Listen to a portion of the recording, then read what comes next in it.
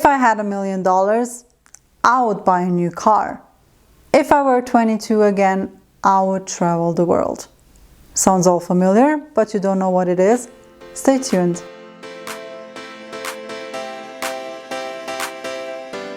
Welcome back to my channel. I'm super excited that you're here. Don't forget to subscribe and don't forget to like this video. Also, don't forget to visit my website. I offer free trial lessons and other very interesting courses. Also, don't forget to sign up and become a member of my website because you will enjoy monthly newsletters and free PDFs. In the previous videos, I gave you an overview of all conditionals and focused on the zero conditional and conditional type 1. Here is a link if you need to watch this again.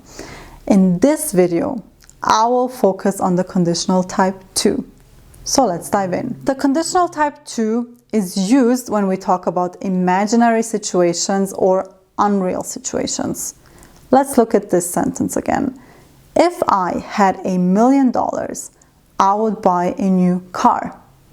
Yeah, fact is I don't have $1,000,000 and I cannot buy a new car, but I can imagine the situation, I can fantasize about it, and when I have it, I will do it. But for now, it's just an imaginary situation. If she studied more, she would pass the exam. Unfortunately, she is a lazy student and she will not pass the exam, and we can only imagine the situation where she will take the book into her hands and start studying and pass the exam. She would apply for the position if she spoke more languages. Again, we can only imagine the situation because she doesn't speak more languages, and that's why she is not a great fit for this position. All of these sentences describe unreal situations or imaginary situations. I also hope that you can see that there is always an if clause and a main clause. Let's look into this. In the if clause, you always have the if. So it always starts with the if. Then you have the person or the object. Then you have the verb in the past simple. Then you have the rest. Then there's a comma. After the comma, we're in the main clause. In the main clause, it starts with the person or the object, then with would, then we have the verb in the infinitive form, and the rest. If I had $1,000,000, I would buy a new car. The sentence starts with if. Then we have the I, which is the person. Then we have the verb in the past simple, which is had. Then we have the rest and the comma. We're now in the main clause. It starts with I. Then with would, buy, which is the verb in the infinitive form, and then the rest of the sentence. If he drove more carefully, he would have fewer accidents. If. Then we have the person he. Drove, which is the verb in the past simple. More carefully, which is the rest. Then we have the comma. Then we are in the main clause. Again, it starts with he, which is the person. Would. Have, which is the verb in the infinitive form.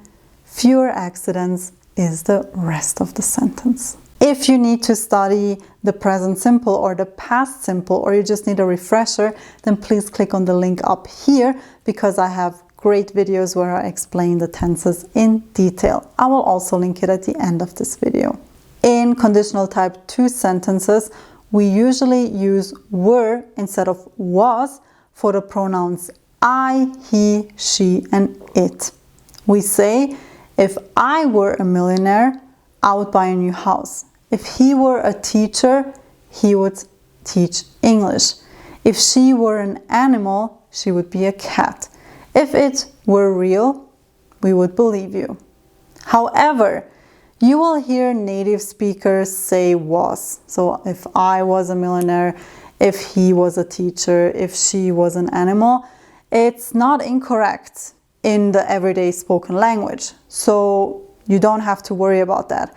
But if you're writing a text or an essay or a paper for university, you should really focus on using were instead of was. I always think of Beyonce's song, If I Were a Boy, and I remember it.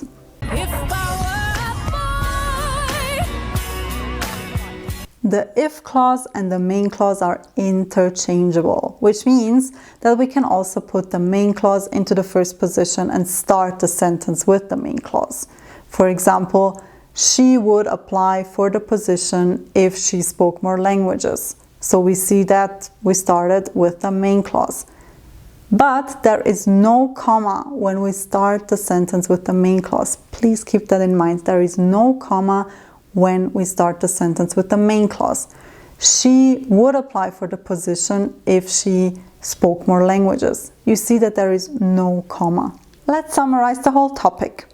We use conditional type 2 when we talk about unreal or imaginary situations.